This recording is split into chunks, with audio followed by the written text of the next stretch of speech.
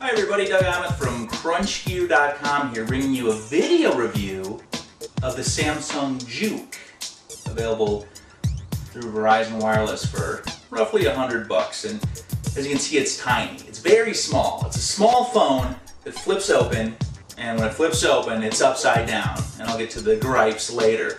But as a phone, it's tiny, roughly the size of a bottle of pills. Much smaller than a Wii controller. Almost too small for someone like me who has freakishly large hands. I've had trouble opening it and holding it while I'm making a call. I feel like Will Ferrell's character in that Saturday Night Live skit when he's got a really tiny cell phone and he's a fashionista and he opens the tiny phone and says, "Hello, how quickly can you have your bags packed? We're going to Milan." So it's a very fashionable phone. It's going to be good for kids in high school, maybe early college. Adults, if you're an adult that wants a phone that works really well as a phone, that makes phone calls and sounds good, this is a great phone, and it's very small. The problem is it's being marketed as a music phone, but it doesn't have VCAS. You can't download stuff directly to the phone. You gotta transfer everything from your computer, which is kind of an odd choice, but I guess it keeps the price down. But as a music phone, there are many options out there. Some better, some not as good, but many options. And this is, again, you can't download directly to the phone, so that's kind of a big deal. Now to use it as a music phone, you simply close it first, which is kind of weird, but then you use it sideways. You look at it sideways. You hold down the button to bring up your music, and it's got an integrated speaker, so you can play everything right through the phone.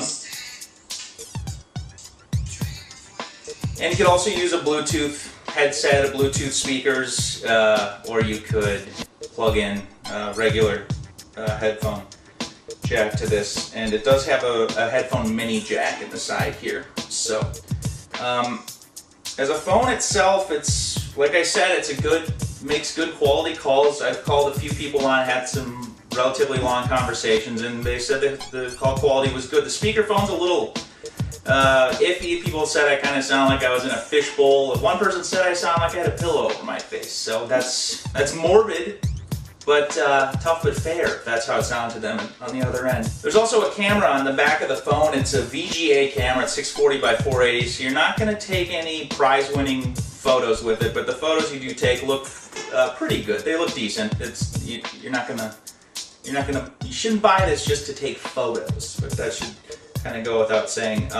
It does not do video, it just does photos. So you got the camera right here, the speaker right here for the music, and then when flipped up you have your self-portrait mirror right there. Now the wheel on this phone is kind of cool. It's a click wheel similar to the old school iPod wheel. It's a mechanical click wheel.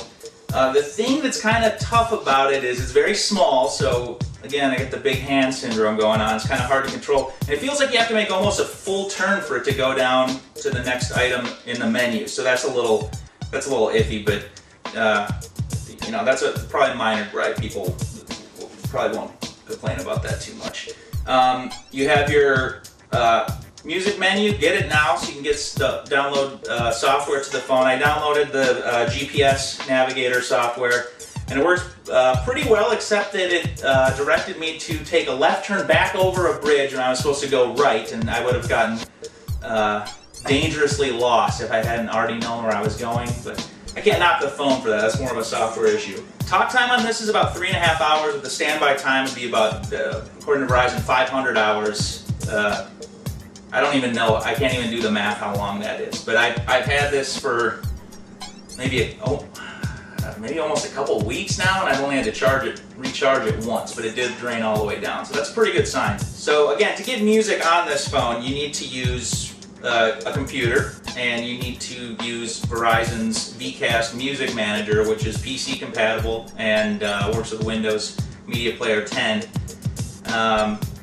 So you can't download songs directly to it over the air. Another kind of weird thing, if the phone's open and you want to scroll, you want to find some music to play, you have to close it first before you can even play the music. So I think my biggest gripe with this phone, other than the no VCAS support, is that when it's closed, everything appears like so, and when you open it up, it's upside down. You gotta flip it back over, and it's made for a lot of dicey situations as far as flipping it open, having to turn it over, almost dropping it a plethora of times, but no drops yet. It feels pretty sturdy though. It feels like it could take a couple drops.